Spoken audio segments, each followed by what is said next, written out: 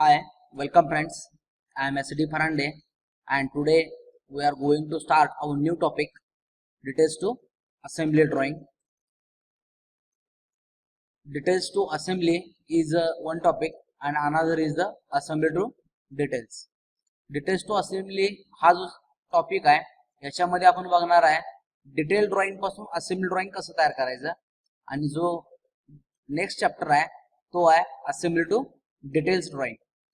Details drawing assembly पासून कशा पद्धतीने तयार करायचं म्हणजे वाइस वर्सा.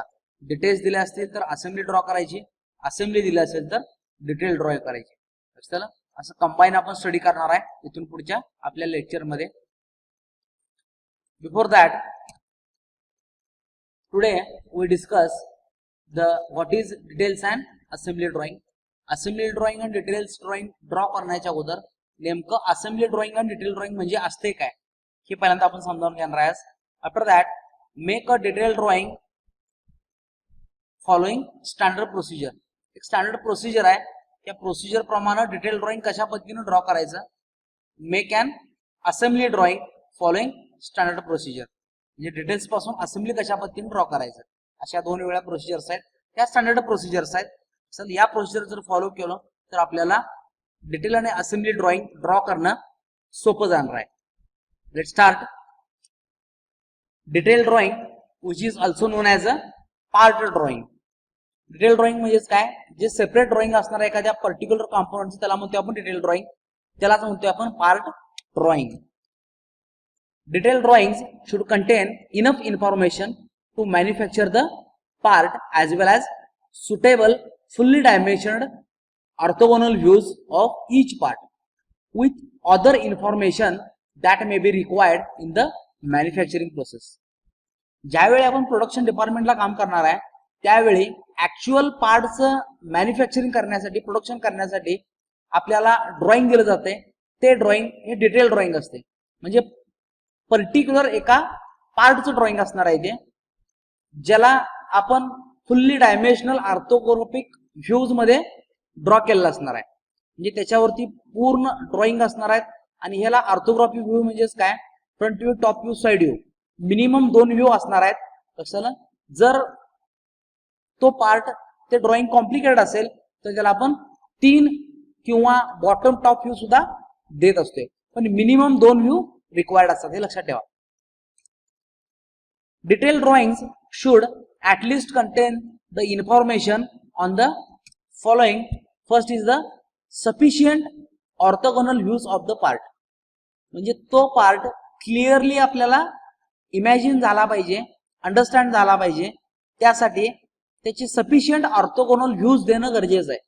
म्हणजेच फ्रंट व्ह्यू, टॉप व्ह्यू द्या, फ्रंट व्ह्यू, साइड व्ह्यू द्या, साइड व्ह्यू मध्ये लेफ्ट हँड साइड व्ह्यू द्या किंवा राईट हँड साइड व्ह्यू द्या. लक्षात आलं. म्हणजे तो पार्ट क्लिअर झाला पाहिजे एवढे ऑर्थोगोनल व्ह्यूज आपण देणं अपेक्षित आहे, त्याला म्हणतोय आपण पार्ट ड्रॉइंग.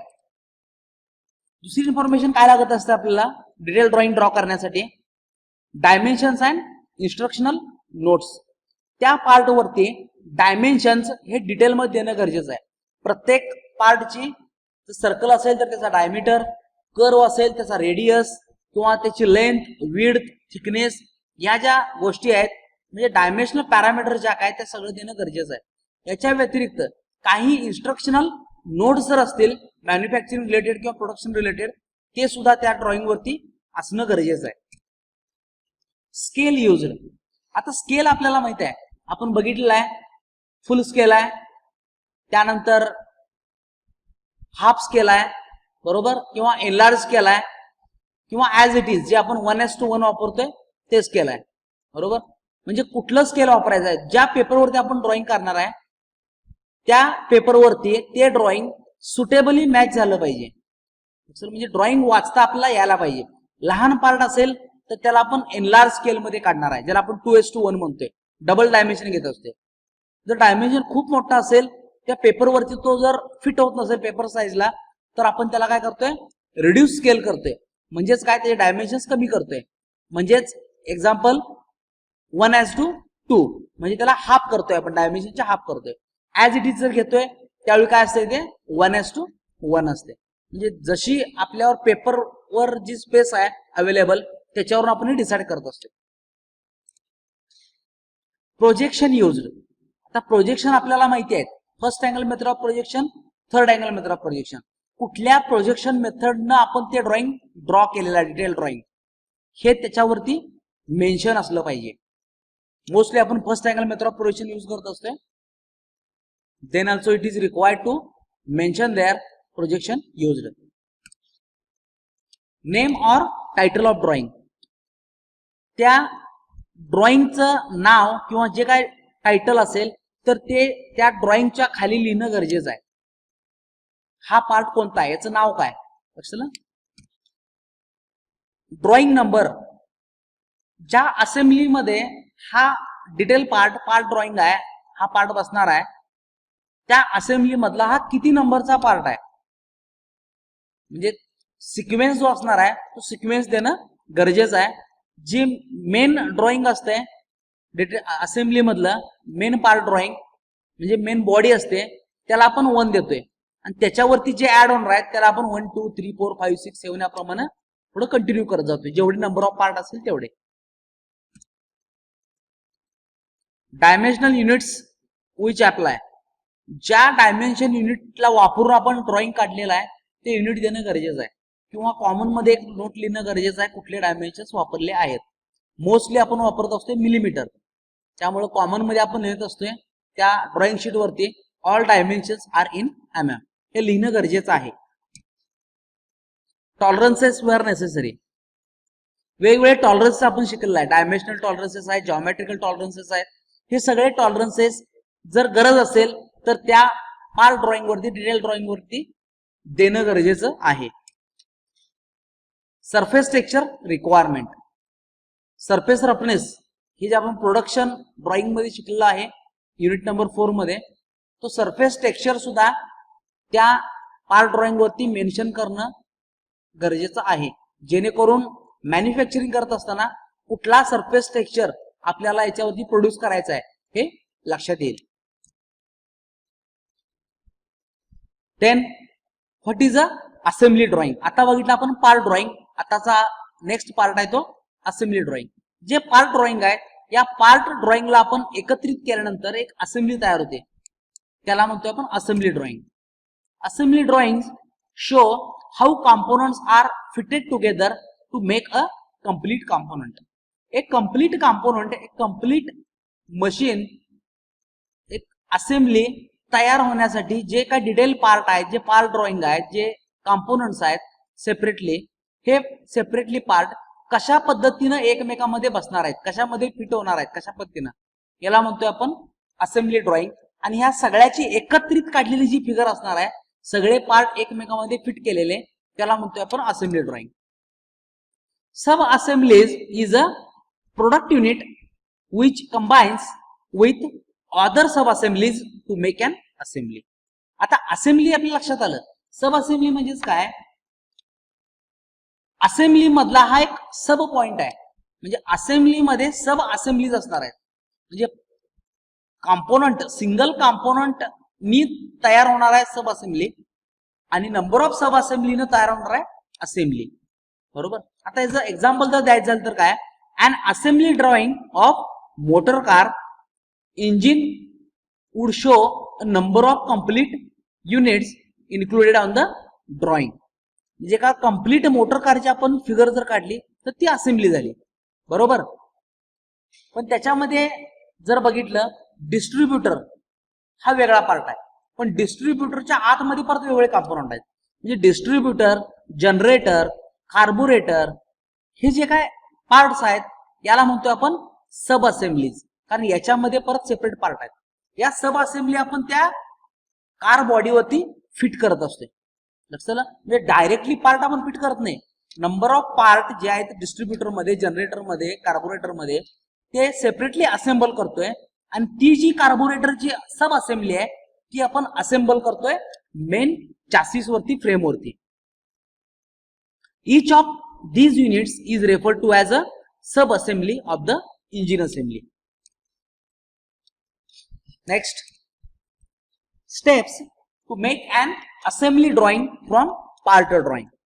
म्हणजे जर तुम्हाला एक्झाम मध्ये जर पार्ट ड्रॉइंग दिला असेल म्हणजेच काय डिटेल ड्रॉइंग दिला असेल त्याच्यावरून असेंब्ली ड्रॉइंग तयार करण्याची एक जनरल प्रोसिजर आहे. कसं ना जनरल प्रोसिजर म्हणजेच काय ही फक्त एक गाईडलाईन आहे, ही फॉलो करायची आहे. त्यानंतर आपण ड्रॉइंग ड्रॉ करायचं आहे. कसं ना प्रत्येकाचं स्वतःचं टेक्निक असणार आहे, ड्रॉइंग ड्रॉ करण्याचं वेगळं स्किल असणार आहे. पण तरी सुद्धा ही जनरल प्रोसिजर लक्षात आल्यानंतर तुम्ही तुमची स्किल तुमची टेक्निक अजून चांगल्या पद्धतीने अडॉप्ट करू शकताय. To find out purpose, principle of operation and field of application of the given machine. ज्या मशीनची आपण असेंब्ली करणार आहे त्या मशीनचे पर्पज काय आहे, वर्किंग प्रिन्सिपल काय आहे, प्रिन्सिपल ऑफ ऑपरेशन काय आहे त्याचं, किंवा ती असेंब्ली कुठं यूज होईल, ते ऍप्लिकेशन काय आहे हे माहिती असणं गरजेचं आहे आपल्याला. कारण ज्यावेळी आपण त्याची डिटेल पार्ट बघणार आहे आणि तो जर अननोन मशीन पार्ट असेल, अननोन मशीन असेंब्ली असेल तर आपल्या लक्षात येणार नाही की कोणता पार्ट कुठं बसणार आहे किंवा त्याचं वर्किंग कशा पद्धतीने असणार आहे. मग हे माहिती होण्यासाठी त्या असेंब्लीचं पर्पज, प्रिन्सिपल ऑफ ऑपरेशन आणि फील्ड ऑफ ऍप्लिकेशन माहिती असणं गरजेचं आहे. This will help in understanding the functional requirements of the individual parts and their location. जर त्या पार्टचं, त्या मशीनचं आपल्याला जर ऍप्लिकेशन पर्पज माहित असेल तर त्यामध्ये जे इंडिव्हिज्युअल पार्ट आहेत ते इंडिव्हिज्युअल पार्ट कशा पद्धतीने काम करणार आहेत आणि त्याचं लोकेशन त्या असेंब्लीमध्ये कोणत्या पोझिशनला असणार आहे हे आपण समजू शकतो. Examine thoroughly the external and internal feature of the individual parts. आता एक्सटर्नल इंटरनल फीचर म्हणजेच काय, असेंब्ली करत असताना आपण काय करत असतोय, एक्सटर्नल फीचर जो आहे तो इंटरनल फीचर मध्ये आपण इन्सर्ट करत असतोय, म्हणजे त्याला त्या एकत्रित आपण बसवत असतोय. म्हणजे शाफ्ट डायमेन्शन्स कोणते आहेत, होल डायमेन्शन्स कोणते आहेत, त्यामध्ये मेटिंग पार्ट कोणते आहेत, म्हणजे कोणता पार्ट कुठं मेट होणार आहे हे आपल्याला त्या डिटेल ड्रॉइंग वरून लक्षात यायला पाहिजे. त्याचा पहिल्यांदा अभ्यास करायचा आहे तरच आपण असेंब्ली ड्रॉइंग ड्रॉ करू शकणार आहे. यामध्ये लक्षात ठेवा मित्रांनो, डिटेल ड्रॉइंग म्हणजे पार्ट ड्रॉइंग हा क्वेश्चनचा पार्ट असणार आहे आणि तुम्ही जी असेंब्ली तयार करणार आहे this is a answer of this detail drawing. त्यामुळं प्रत्येक पार्टचे एक्सटर्नल आणि इंटरनल फीचर्स अभ्यास करायचा आहे पहिल्यांदा. Choose suitable scale for the assembly drawing. If the space is a problem and in case of symmetrical views about main center line only half view may be drawn. एक suitable scale पहिल्यांदा आपण choose करायचा आहे. म्हणजे ज्या पेपरवरती आपण drawing करणार आहे, ज्या साईजच्या पेपरवरती आपण ड्रॉइंग काढणार आहे, डिप्लोमासाठी आपण यूज करत असतो A3 साईज शीट. मग त्या शीटवरती ड्रॉइंग ड्रॉ करत असताना स्केल काय असायला पाहिजे जेणेकरून ते ड्रॉइंग त्या शीटवरती व्यवस्थित बसेल. म्हणजेच काय, एकदम लहानही होणार नाही, एकदम मोठंही होणार नाही. मोठं जर झालं तर शीटच्या बाहेर जाईल, लहान झालं तर व्यवस्थित दिसणार नाही. त्या शीटवरती व्यवस्थित बसेल याप्रमाणे स्केल चूज करायचा आहे. स्केल आपल्याला माहिती आहे 1:1, 1:2, 2:1 एटसेट्रा. बरोबर, यातलं कुठलं तरी एक प्रॉपर स्केल चूज करायचं आहे ड्रॉइंग चालू करण्याच्या अगोदर डिटेल ड्रॉइंग बघून. If the space is a problem and in case of symmetrical views about main centre line only half view may be drawn. जर सिमेट्रिकल पार्ट असेल आणि जर स्पेसचा प्रॉब्लेम असेल शीटवरती तर त्या सिमेट्रिकल पार्टला हाफ व्ह्यू त्याचा सुद्धा तुम्ही काढू शकताय. कारण जो हाफ व्ह्यू असणार आहे त्याची सिमेट्री असणार आहे त्याच्या दुसऱ्या बाजूला. त्यामुळं गरजेचं नाही आहे की पूर्ण व्ह्यू ड्रॉ करणं, हाफ व्ह्यू सुद्धा आपण ड्रॉ करू शकतो. कधी तो पार्ट सिमेट्रिकल असायला पाहिजे त्याच वेळेला. Next, estimate the overall dimensions of the assembly drawing views and then make the outline blocks for each view required, living enough space between them for indicating these dimensions and required notes. जी काही detail drawing आहे, part drawing आहे, त्याचे जे overall dimensions आहेत, overall dimensions consider करून एक assembly ड्रॉइंगचं dimension estimate करायचं आहे. म्हणजे फ्रंट व्ह्यूला डायमेन्शन्स किती पाहिजेत, म्हणजे किती बाय किती mm मध्ये फ्रंट व्ह्यू आपला बसू शकतोय, टॉप व्ह्यूला किती डायमेन्शन्स पाहिजेत, साइड व्ह्यूला किती पाहिजे, जे व्ह्यू काढणार आहे आपण ते. आणि त्यासाठी एक फेंट आउटलाईन तयार करून घ्यायची की त्यामध्ये आपल्याला तो व्ह्यू बसवता येईल, जेणेकरून आपल्याला लक्षात येईल की त्या पेजवरती आपली किती स्पेस ऑक्युपाय होणार आहे. बरोबर. आणि फक्त ड्रॉइंग काढणार नाही आपण असेंब्लीमध्ये, तर त्या ठिकाणी डायमेन्शन द्यायचे आहेत आपल्याला. काही रिक्वायर्ड नोट्स जर असतील तर नोट्स त्यामध्ये लिहिणं गरजेचं असते त्या ड्रॉइंग पेपरवरती. या सगळ्यासाठी जी स्पेस पाहिजे त्यासाठी ओव्हरऑल असेंब्लीचे डायमेन्शन आपल्याला एस्टिमेट करायला पाहिजे पहिल्यांदा. Next, at least one view, usually an elevation means front view, must be shown in section on full or half section.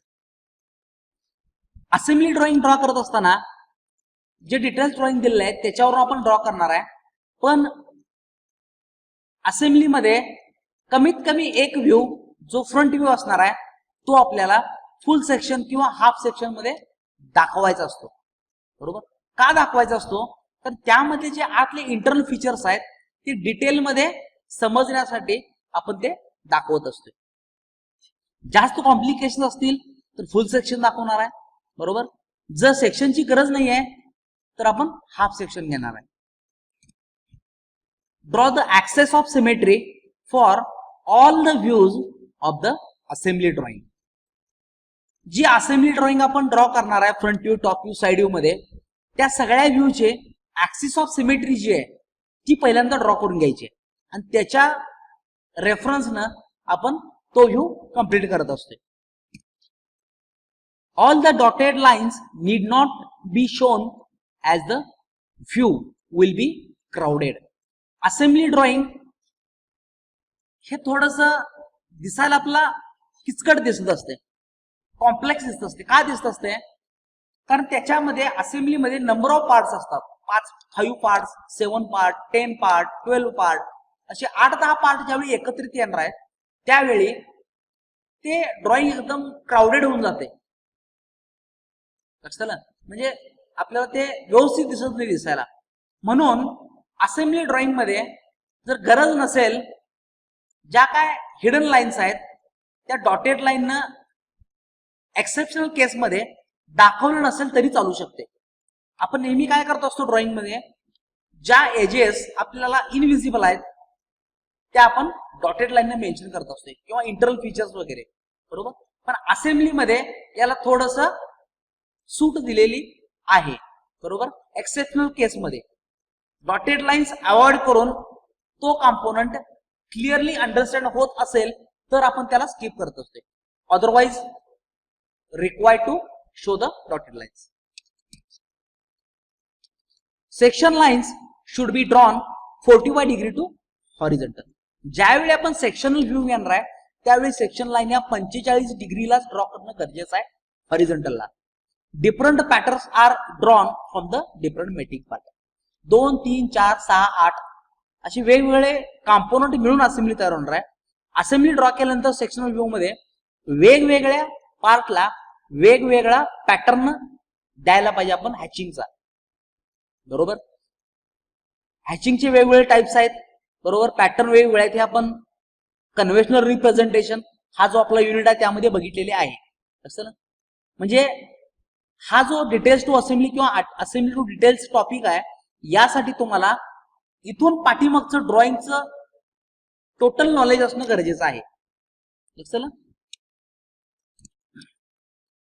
It is not necessary to give all the dimensions of all the components of assembly drawing. Only major dimensions are to be shown. Assembly drawing मध्ये सगळेच लहान सहान dimensions द्यायलाच पाहिजे असं काही नाही. जे काही मेजर डायमेन्शन्स आहेत, आउटर डायमेन्शन्स आहेत ते आपण देत असतोय. जास्त कॉम्प्लिकेटेड किंवा जास्त किचकट ड्रॉइंग होऊ नये यासाठी. कारण ऍक्च्युअल ज्यावेळी प्रोडक्शनला जाणार आहे, मॅन्युफॅक्चरिंगला तो पार्ट जाणार आहे त्यावेळी फक्त असेंब्ली जात नसते. त्या असेंब्ली बरोबर त्या असेंब्लीमध्ये जेवढे पार्ट्स आहेत त्या प्रत्येक पार्टचं डिटेल ड्रॉइंग सुद्धा आपण त्या प्रोडक्शन डिपार्टमेंटला, मॅन्युफॅक्चरिंग डिपार्टमेंटला देत असतो. असेंब्ली कशासाठी लागत असते, तर कोणता पार्ट कुठं फिट होणार आहे त्या असेंब्लीमध्ये, त्याचं लोकेशन काय असणार आहे हे समजण्यासाठी आपण देत असतो. त्यामुळे लहान सहान डायमेन्शन्स देऊन ती असेंब्ली ड्रॉइंग किचकट जास्त करत बसायचं नाही. Draw main part of assembly first and then add the rest of the parts in the sequence of assembly. Assembly drawing draw करत असताना जो मेन पार्ट आहे तो पहिल्यांदा ड्रॉ करायचा आहे, त्यानंतर ज्या बाकीच्या सब असेंब्लीज किंवा बाकीचे पार्ट्स आहेत ते सिक्वेन्शियली त्यामध्ये ऍड करत जायचं आहे. लक्षात आलं? म्हणजे कन्फ्युजन कुठेही करून घ्यायचं नाही आहे. जसं की आपण बघत असतोय व्हेकल मॅन्युफॅक्चरिंग मध्ये जी काय चॅसी आहे, जी फ्रेम आहे, तो मेन आपण कन्सिडर करत असतोय, त्याच्यावरती एक एक पार्ट ऍड करत जातोय. सेम तीच कन्सेप्ट ड्रॉइंग ड्रॉ करताना सुद्धा आपण यूज करायची आहे. जो मेन पार्ट आहे तो पहिल्यांदा ड्रॉ करायचा आहे. आपल्या सिलेबस पॉइंट ऑफ व्ह्यू जर बघितला, मेन पॉइंट प्रत्येक असेंब्लीमध्ये ही त्याची बॉडी असते आणि त्या बॉडीमध्ये आपण बाकीचे पार्ट ऍड करत असतो. Next, main circles and arcs which can be drawn dark in the beginning. त्या असेंब्ली ड्रॉइंग मध्ये काही सर्कल्स असतील, आर्क्स असतील, हे जे आहेत ते सुरुवातीला आपण डार्क ड्रॉ करणार आहे. In finished working even the smallest circle must be drawn with a compass not by free hand. ही महत्वाची सूचना आहे एकदम. आपण काय करत असतोय, लहान एखादा आर्क असेल किंवा एखादा लहान सर्कल असेल तर आपण फ्री हँड काढण्याचा प्रयत्न करत असतोय, पण असं करायचं नाही आहे. त्यासाठी प्रॉपर मेथड अडॉप्ट करायची आहे. कंपास असेल किंवा प्रो सर्कल्स असतील किंवा फ्रेंच कर्व असतील, अशा डिव्हाइसेसचा आपण इन्स्ट्रुमेंटचा आपण यूज करायचा आहे. फ्री हँड ड्रॉ करायचं नाही आहे, कितीही लहान सर्कल आर्क असेल तरी सुद्धा. Mark the locating and overall dimensions of the part numbers in the drawing. त्या असेंब्लीमध्ये जेवढे पार्ट्स आहेत त्या प्रत्येक पार्टला एक नंबरनं आपण लोकेट करत असतो. नंबरिंग देणं गरजेचं आहे. लक्षात आलं? हे जे नंबर्स आहेत, हे नंबर्स याला आपण पार्ट नंबर म्हणत असतोय आणि या पार्ट नंबरची आपण पुढं एक पार्ट लिस्ट तयार करत असतोय. Prepare the part list right above the name plate. Drawing sheet वरती उजव्या बाजूला खालच्या कोपऱ्यात आपण मोस्टली नेमप्लेट तयार करत असतो.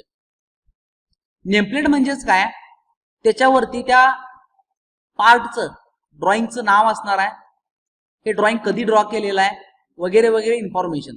आता इंडस्ट्री पर्पज साठी इन्फॉर्मेशन ही जास्त असते. म्हणजे ड्रॉइंग कुणी ड्राफ्टेड केलेला आहे, चेक कुणी केलेला आहे, लक्षात आलं, ऑथेंटिकेट कुणी केलेला आहे, किती तारखेला ड्रॉइंग ड्रॉ केलेला आहे, बरोबर.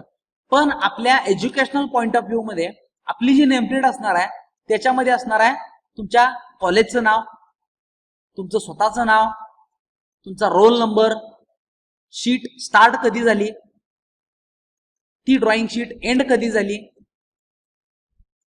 टीचर सिग्नेचर असणार आहे त्यामध्ये, स्केल यूजर असणार आहे, एटसेट्रा एटसेट्रा, अशी माहिती त्यामध्ये असते. शीट नंबर असणार आहे, लक्षात आलं. ही सगळी इन्फॉर्मेशन असणार आहे कुठं, उजव्या बाजूला खालच्या कोपऱ्यामध्ये. या नेमप्लेटच्या वरच्या बाजूला तुम्ही पार्ट लिस्ट करणं गरजेचं आहे. एक तर या नेमप्लेटच्या जस्ट वरती तुम्ही करू शकताय किंवा त्या शीट वरती उजव्या कोपऱ्यात वरच्या बाजूला सुद्धा तुम्ही करू शकताय. Take letter height as 5 to 8 mm.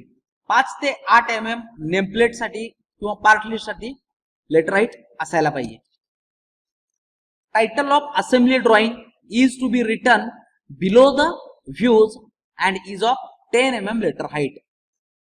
ज्यावेळी असेंब्ली ड्रॉइंग आपण तयार करणार आहे त्यावेळी त्या असेंब्ली ड्रॉइंगचं नाव मोठ्या अक्षरामध्ये लिहिलं गेलेलं असायला पाहिजे, जे 10 mm लेटर हाईट मध्ये असायला पाहिजे. समजा स्क्रू जॅकची असेंब्ली आहे, असेंब्ली ऑफ स्क्रू जॅक, हे वर्डिंग त्यामध्ये यायला पाहिजे. लक्षात आलं त्या शीट वरती. म्हणजे असेंब्ली कशाची आहे हे लक्षात येईल आपल्या. Complete the title block and nameplate. जे टायटल ब्लॉक आणि नेमप्लेट असणार आहे उजव्या कोपऱ्यात खालच्या बाजूला ती लास्टला सगळी पूर्ण कंप्लीट करायची आहे. This is the procedure to draw assembly drawing from the part drawing. म्हणजे डिटेल ड्रॉइंग वरून असेंब्ली ड्रॉइंग कशा पद्धतीने तयार करायचं. Next steps to make part drawing from assembly drawing. आता बघायचं आहे असेंब्ली ड्रॉइंग तुम्हाला ऍज अ क्वेश्चन म्हणून दिलं असणार आहे आणि त्याच्यावरून डिटेल ड्रॉइंग म्हणजे पार्ट ड्रॉइंग कशा पद्धतीने तयार करायचं आहे.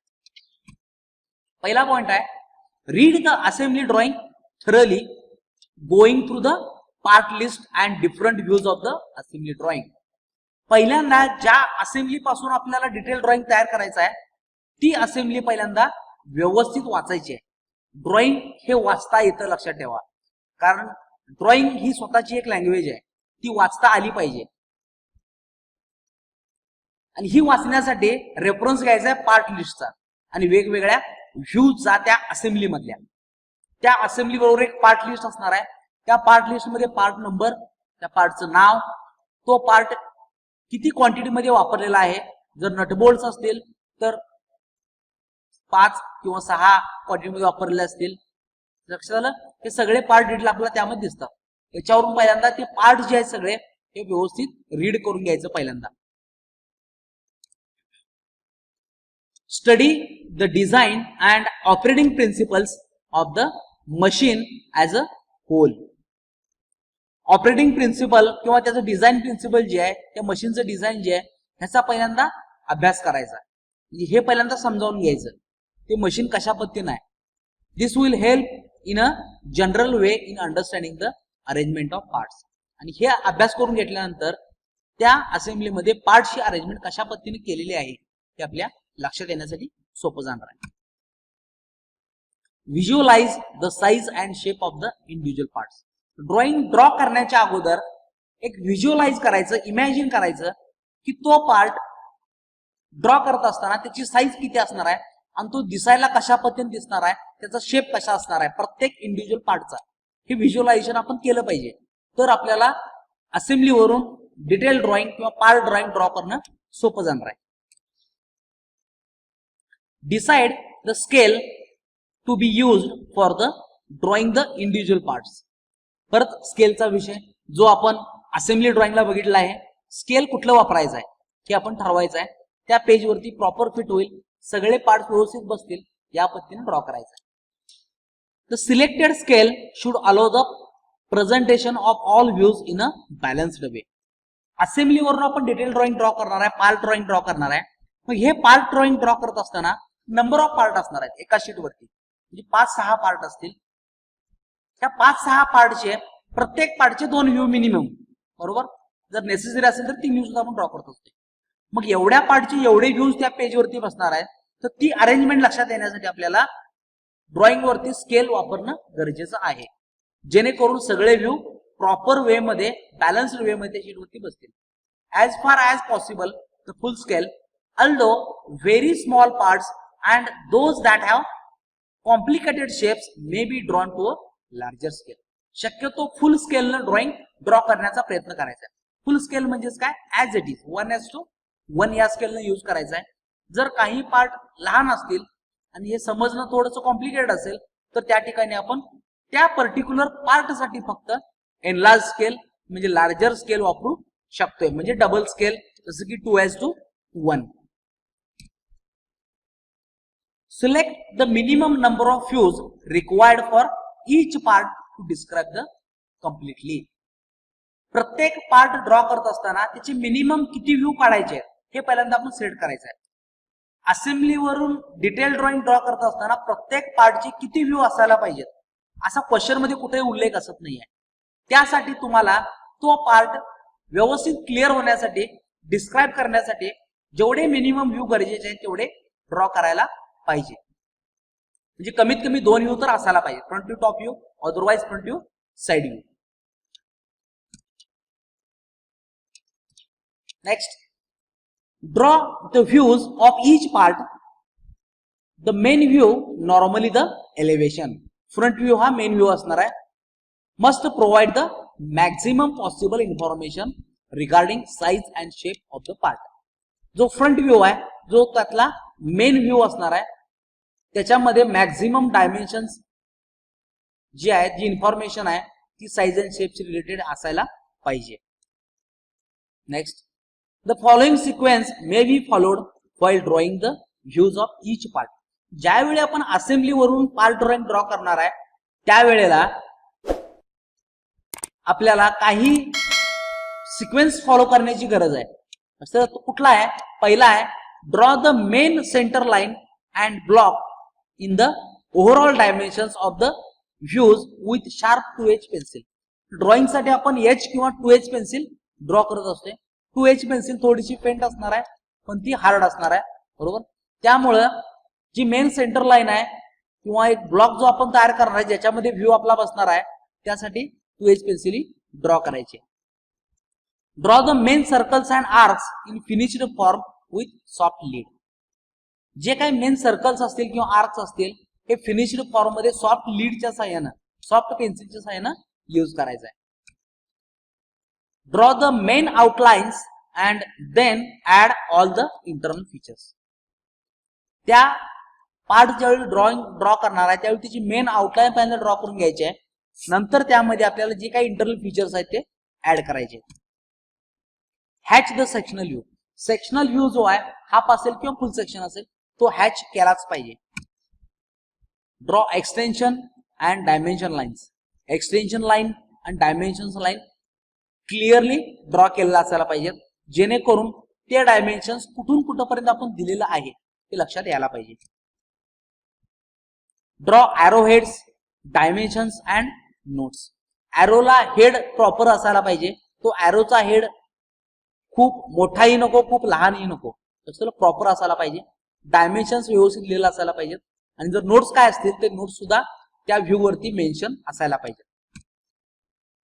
Check the dimensions of the mating parts. जे मेटिंग पार्ट आहे त्याचे डायमेन्शन चेक करायचं पार्ट ड्रॉ करत असताना. म्हणजे होल साईज आणि शाफ्ट साईज ही व्यवस्थित आहे का नाही, त्या होलचा तो शाफ्ट मेटिंग आहे का नाही पार्ट हे चेक करायचे डायमेन्शन पार्ट ड्रॉइंग ड्रॉ करत असताना. Complete the title block. जो टायटल ब्लॉक आहे, मेन नेमप्लेट जी आहे ती फायनली आपण कंप्लीट करायची आहे.